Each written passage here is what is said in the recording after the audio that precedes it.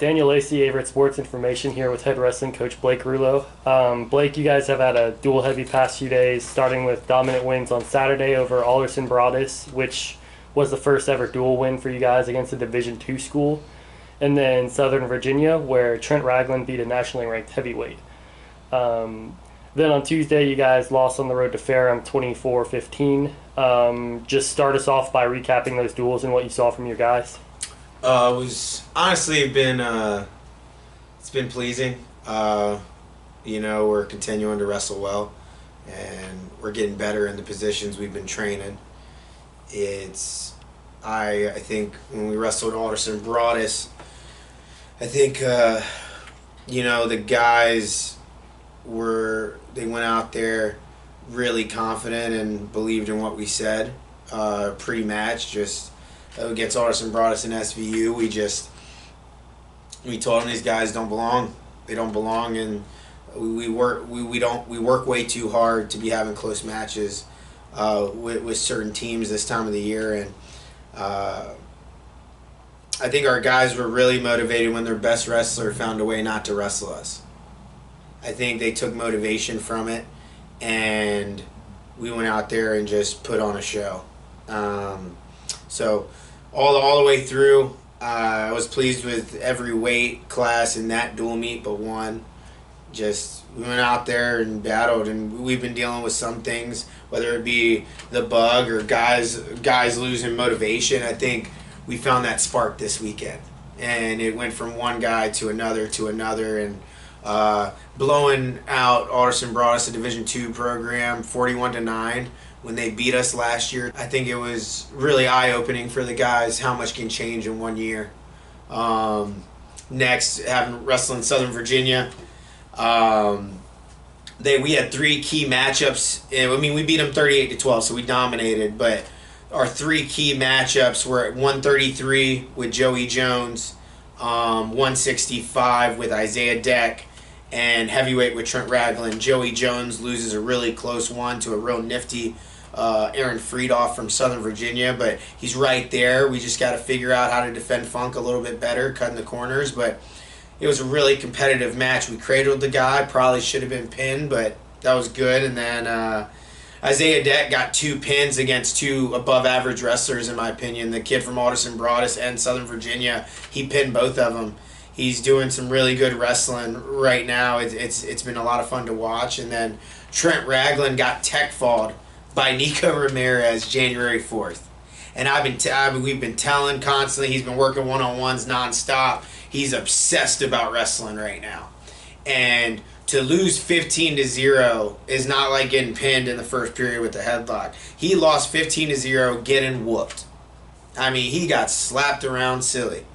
And for him to lose 15-0 and then dominate Nico Ramirez from Southern Virginia, who at the time was ranked 9th in the country, 9-3, just speaks to his mental preparation, the work that we're doing as a staff. Patrick Davis is doing a great job with Trent, and IB's doing a great job with Joey. We just got to keep battling on. And Ferrum, I was really pleased. It was a fun atmosphere.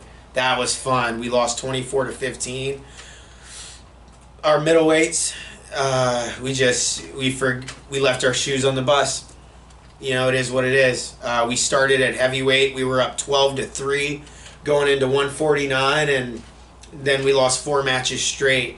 And I was pleased with Landon at 174, wrestling a really good wrestler, and I was pleased with Isaiah's Deck, his match at 65, but it wasn't the smartest match. He had a lot of output in the first period, but that's not the way he wrestles, so he's got to tone it back just a little bit. He was trying to do too much for his team. But we had him on the ropes at a point this year. It's just we got to be able to close that. You can't make the moment bigger than what it is. I think if we were at home, I think we would have taken him, but is what it is. Is what it is. I got you. And how important were these duels as you guys start to prepare for regionals at the end of the month? I think they were good because they put us in uncomfortable situations. Wrestling at Ferrum, it was a hostile crowd, and being at third place, it was it was good preparation because no one in the stands there is cheering for you. So it was a lot of fun. It was a lot of fun, bickering a little bit between coaching staffs, and the palms getting a little bit sweaty. These guys know each other really well. In the off season, I'm pretty sure both teams hang out with each other. So it's a rivalry, and unfortunately, right now they're on top of the rivalry, and all we got to do is we got to do better than those guys at regionals so we can get the last laugh.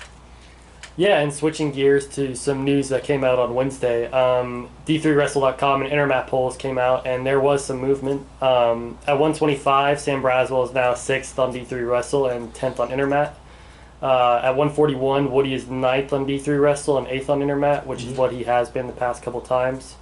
But then the biggest move was Trent Ragland making his first ever appearance in the polls. Getting on as a contender on D3 Wrestle at 16th, and then moving all the way up to 9th on Intermat. Talk about what you've seen from those guys and how good it is for the school to get some national attention.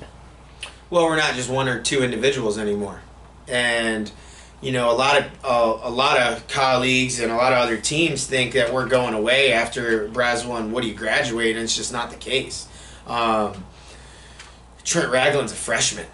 So we are always going to be solid for years to come. We have another set of leaders coming through the ranks, and I know Mosley's not in the rankings, but he's a part of that. But no, Trent moving up in the rankings, it's not surprising at all. It's not shocking. It's what's supposed to happen when you knock off good guys, and I think that we will go into the regional tournament realistically being the number 2 or 3 seed. It's going to depend on who's all buddies at the seed meeting. I really don't care about those things, but Trent Ragland has rewarded himself. And it's really cool when you do the right things, you train the right way, and you go the extra mile, how you get to reward yourself. With Braswell, he went down from 5 to 6. He took a loss to Riley Parker, but he's 1-1 against him. There was a lot of shakeup at 25 this week. But I think though that's an honest poll, both of them, just 6 and 10. If you lose, you're gonna go down. So, but he's just been nonstop with us. He's been doing great. Woody, I just don't understand how he's only 9th in the country.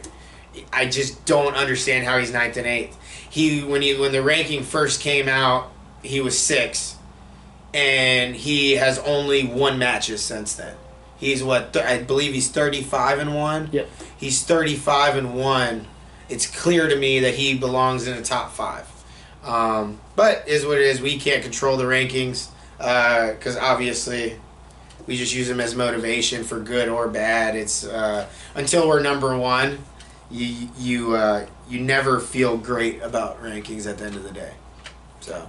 It's great for I will say this, it is great for our school and it's great for social media, but other than that, it's not going to mean anything till we do something. Yeah, never be satisfied. Never be satisfied. Averett is back at home on February 20th when you guys host Southwest Virginia Community College at 7 p.m. So be sure you guys come by and support the team for that. Thanks for your time, Blake, and best of luck to you and your team. See everyone February 20th. Thank you.